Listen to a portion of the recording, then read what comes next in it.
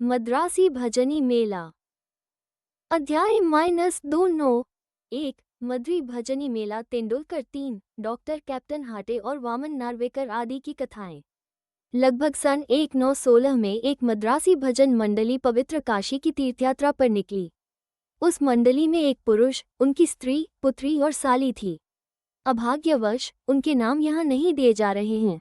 मार्ग में कहीं उनको सुनने में आया कि अहमदनगर के कोपरगांव तालुका के शिरडी ग्राम में श्री साईं बाबा नाम के एक महान संत रहते हैं, जो बहुत दयालु और पहुँचे हुए हैं। वे उदार हृदय और अहेतुक कृपा सिंधु हैं। वे प्रतिदिन अपने भक्तों को रुपया बांटा करते हैं। यदि कोई कलाकार वहां जाकर अपनी कला का प्रदर्शन करता है तो उसे भी पुरस्कार मिलता है। प्रतिदिन दक्षिणा में बाबा के पास बहुत रुपये इकट्ठे हो जाया करते थे। इन रुपयों में से वे नित्य 1 रुपया भक्त कोंडाजी की 3 वर्षीय कन्या अमनी को, किसी को 2 रुपये से 5 रुपये तक, 6 रुपये अमनी की मां जमली को और 10 से 20 रुपये तक और कभी कभी 50 रुपये भी अपनी इच्छानुसार अन्य भक्तों को दिया करते थे। ये सुनकर मंडली शिरडी आकर रुकी। मंडली बहुत सुंदर भजन और गायन किया करती थी, परंतु उनका भीतरी ध्येय तो द्रव्योपार्जन ही था। मंडली में 3 व्यक्ति तो बड़े ही लालची थे। केवल प्रधान स्त्री का ही स्वभाव इन लोगों से सर्वथा भिन्न था। उसके हृदय में बाबा के प्रति श्रद्धा और विश्वास देखकर बाबा प्रसन्न हो गए।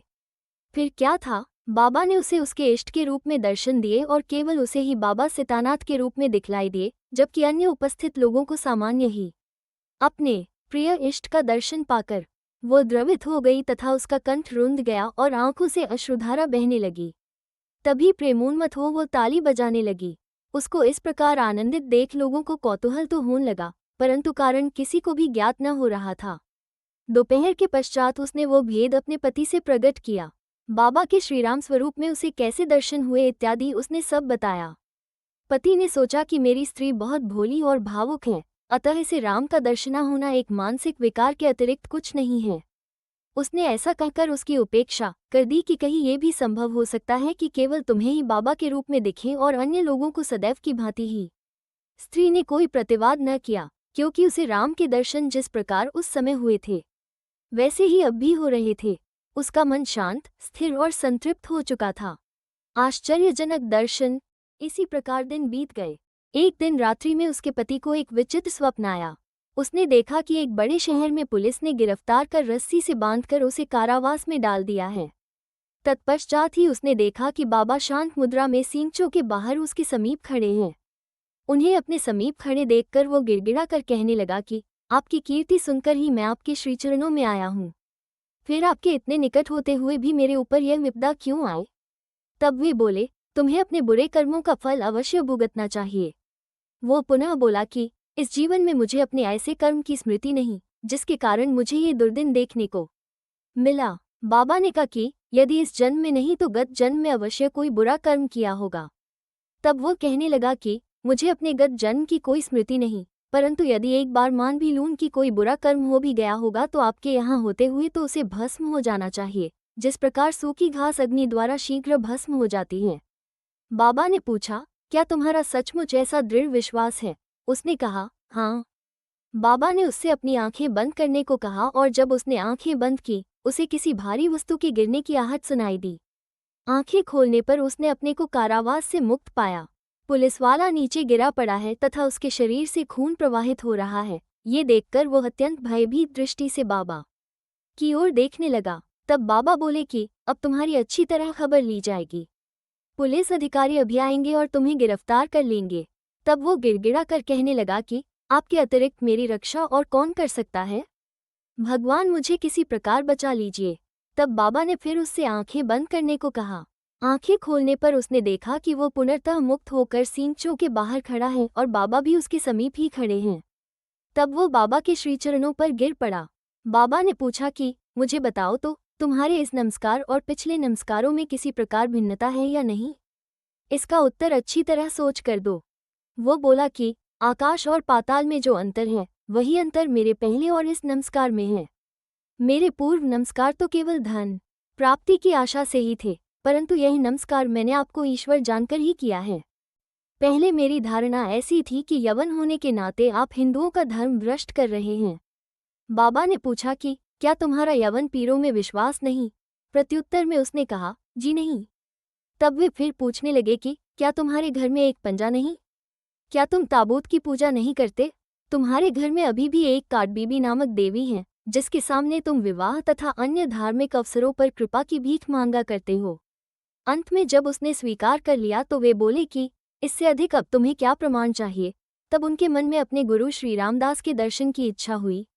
बाबा ने ज्यों ही उससे पीछे घूमने को कहा तो उसने देखा कि श्री रामदास स्वामी उसके सामने खड़े हैं। तब वो बाबा से कहने लगा कि आप तो वृद्ध प्रतीत होते हैं, क्या आपको अपनी आयु विदित है?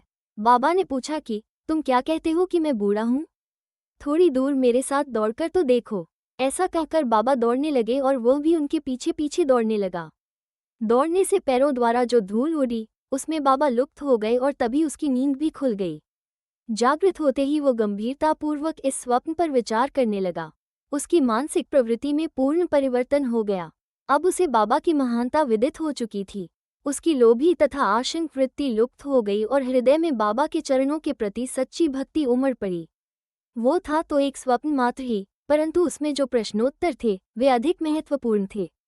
दूसरे दिन जब सब लोग मस्जिद में आरती के निमित्त एकत्रित हुए तब बाबा ने उसे प्रसाद में लगभग 2 रुपये की मिठाई और 2 रुपये नकद अपने पास से देकर आशीर्वाद दिया। उसे कुछ दिन और रोककर उन्होंने आशीष देते हुए कहा कि अल्लाह तुम्हें बहुत देगा और अब सब अच्छा ही करेगा। बाबा से उसे अधिक द्रव्य की प्राप्ति तो न हुई, परंतु उनकी कृपा उसे अवश्य प्राप्त हो गई, जिससे उसका बहुत ही कल्याण हुआ। मार्ग में उनको यथेष्ट द्रव्य प्राप्त हुआ और उनकी यात्रा बहुत ही सफल रही। उन्हें यात्रा में कोई कष्ट या असुविधा न हुई और वे अपने घर सकुशल पहुंच गए। उन्हें बाबा के श्री वचनों तथा आशीर्वाद और उनकी कृपा से प्राप्त उस आनंद की सदैव स्मृति बनी रही। इस कथा से विदित होता है कि बाबा किस प्रकार अपने भक्तों के समीप आकर उन्हें श्रेयस्कर मार्ग पर ले जाते थे और आज भी ले जाते हैं। तेंदुलकर कुटुंब। बंबई के पास बांद्रा में एक तेंदुलकर कुटुंब रहता था जो बाबा का परम भक्त था। श्रीयुत रघुनाथ राव तेंदुलकर ने मराठी भाषा में श्री साईनाथ भजनमाला नामक एक पुस्तक लिखी है जिसमें लगभग 800 अभंग और पदों का समावेश तथा बाबा की लीलाओं का मधुर वर्णन है। ये बाबा के भक्तों के पढ़ने योग्य पुस्तक है।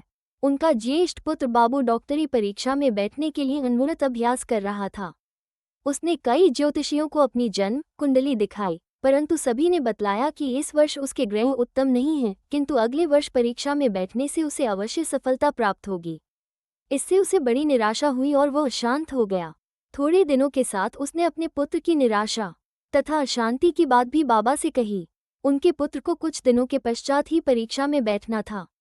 बाबा कहने लगे कि अपने पुत्र से कहो कि मुझ पर विश्वास रखे। सब भविष्य कथन तथा ज्योतिषियों द्वारा बनाई कुंडलियों को एक कोने में फेंक दे और अपना अभ्यास क्रम चालू रख शांतचित्त से परीक्षा में बैठे। वो अवश्य ही इस वर्ष उत्तीर्ण हो जाएगा। उससे कहना कि निराश होने की कोई बात नहीं है। माँ ने घर आकर बाबा का संदेश पुत्र को सुना दिया। उसने घोर परिश्रम किया और परीक्षा में बैठ गया। सब पर्चों के जवाब बहुत अच्छे लिखे थे, परंतु फिर भी संशयग्रस्त होकर उसने सोचा कि संभव है कि उत्तीर्ण होने योग्य अंक मुझे प्राप्त न हो सके। इसलिए उसने मौखिक परीक्षा में बैठने का विचार त्याग दिया। परीक्षक तो उसके पीछे ही लगा था। उसने एक विद्यार्थी द्वारा सूचना भेजी कि उसे लिखित परीक्षा में उत्तीर्ण होने लायक अंक प्राप्त हैं। अब उसे मौखिक परीक्षा में अवश्य ही बैठना चाहिए। इस प्रकार प्रोत्साहन पाकर वो उसमें भी बैठ गया तथा दोनों परीक्षाओं में उत्तीर्ण हो गया। उस वर्ष उसकी ग्रह दशा विपरीत होते हुए भी बाबा की कृपा से उसने सफलता पाई। यहाँ केवल इतनी ही बात ध्यान देने योग्य है कि कष्ट और संशय की उत्पत्ति अंत में दृढ़ विश्वास में परिणत हो जाती है। जैसी भी हो, परीक्षा तो होती ही है, परंतु यदि हम बाबा पर दृढ़ विश्वास और श्रद्धा रखकर प्रयत्न करते रहें तो हमें सफलता अवश्य ही मिलेगी। इसी बालक के पिता रघुनाथ राव बंबई की एक विदेशी व्यवसायी फर्म में नौकरी करते थे। वे बहुत वृद्ध हो चुके थे और अपना कार्य सुचारू रूप से नहीं कर सकते थे। इसलिए वे अब छुट्टी लेकर विश्राम करना चाहते थे। छुट्टी लेने पर भी उनके शारीरिक स्वास्थ्य में कोई विशेष परिवर्तन न हुआ। अब यह आवश्यक था कि सेवानिवृत्ति की पूर्वकालिक छुट्टी ली जाए। एक वृद्ध और विश्वासपात्र नौकर होने के नाते प्रधान मैनेजर ने उन्हें पेंशन देकर सेवानिवृत्त करने का निर्णय किया। पेंशन कितनी दी जाए, ये प्रश्न विचाराधीन था। उन्हें 150 रुपये मासिक वेतन मिलता था। इस हिसाब से पेंशन हुई 75 रुपये, जो कि उनके कुटुंब के निर्वाह हेतु अपर्याप्त थी। इसलिए वे बड़े चिंतित थे। निर्णय होने के 15 दिन पूर्व बाबा ने श्रीमती तेंदुलकर को स्वप्न में दर्शन देकर कहा कि मेरी इच्छा है कि पेंशन 100 रुपये दी जाए। क्या तुम्हें संतोष होगा? श्रीमती तेंदुलकर ने कहा कि बाबा, मुझ दासी से आप क्या पूछते हैं? हमें तो आपके श्री चरणों में पूर्ण विश्वास है। यद्यपि बाबा ने 100 रुपये कहे थे, परंतु उसे विशेष प्रकरण समझकर 10 रुपये अधिक अर्थात 110 रुपये पेंशन निश्चित हुई। बाबा अपने भक्तों के लिए कितना अपरिमित स्नेह और कितनी चिंता रखते थे। कैप्टन हाटे। बीकानेर के निवासी कैप्टन हाटे बाबा के परम भक्त थे। एक बार स्वप्न में बाबा ने उनसे पूछा कि क्या तुम्हें मेरी विस्मृति हो गई? श्री हाटे ने उनके श्री चरणों से लिपट कर कहा कि यदि बालक अपनी माँ को भूल जाए तो क्या वह जीवित रह सकता है? इतना कहकर श्री हाटे शीघ्र बगीचे में जाकर कुछ वलपपड़ी तोड़ लाए और एक थाली में सीधा तथा दक्षिणा रखकर बाबा को भेंट करने आए। उसी समय उनकी आंखें खुल गईं और उन्हें ऐसा भान हुआ कि यह तो एक स्वप्न था। फिर वे सब वस्तुएं जो उन्होंने स्वप्न में देखी थीं, बाबा के पास शिरडी भेजने का निश्चय कर लिया। कुछ दिनों के पश्चात वे ग्वालियर आए और वहां से अपने एक मित्र को 12 रुपयों का मनी ऑर्डर भेजकर पत्र में लिख भेजा कि 2 रुपयों में सीधा की सामग्री और वालपापड़ी आदि मोल लेकर तथा 10 रुपये दक्षिणास्वरूप रखकर मेरी ओर से बाबा को भेंट देना। उनके मित्र ने शिरडी आकर सब वस्तुएं तो संग्रह कर ली, परंतु वालपापड़ी प्राप्त करने में उन्हें अत्यंत कठिनाई हुई।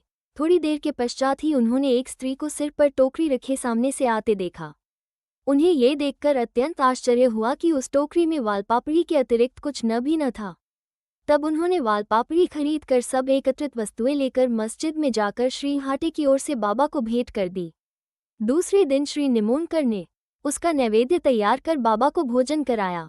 सब लोगों को बड़ा विस्मय हुआ कि बाबा ने भोजन में केवल वालपापड़ी ही खाई और अन्य वस्तुओं को स्पर्श तक न किया। उनके मित्र द्वारा जब इस समाचार का पता कैप्टन हाटे को चला, वे गदगद हो उठे और उनके हर्ष का परावार न रहा। पवित्र रुपया।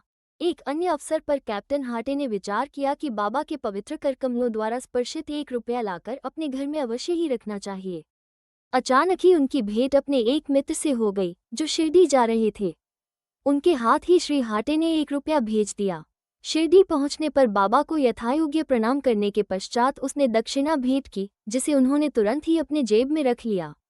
तत्पश्चात उसने कैप्टन हाटे का रुपया भी अर्पण किया, जिसे वे हाथ में लेकर गौर से निहारने लगे। उन्होंने उसका अंकित चित्र ऊपर की ओर कर अंगूठे पर रख खनखनाया और अपने हाथ में लेकर देखने लगे। फिर वे उनके मित्र से कहने लगे कि उदी सहित ये रुपया अपने मित्र को लौटा देना। मुझे उनसे कुछ नहीं चाहिए, उनसे कहना कि वे आनंदपूर्वक रहें।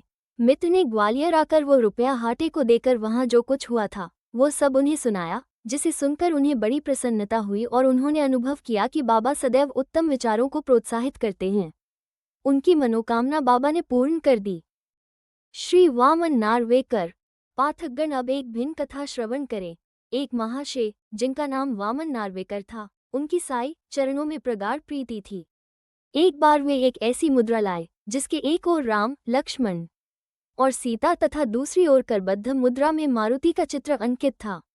उन्होंने यह मुद्रा बाबा को इस अभिप्राय से भेंट की कि वे इसे अपने करस्पर्श से पवित्र कर उदी सहित लौटा दे, परंतु उन्होंने उसे तुरंत अपनी जेब में रख लिया।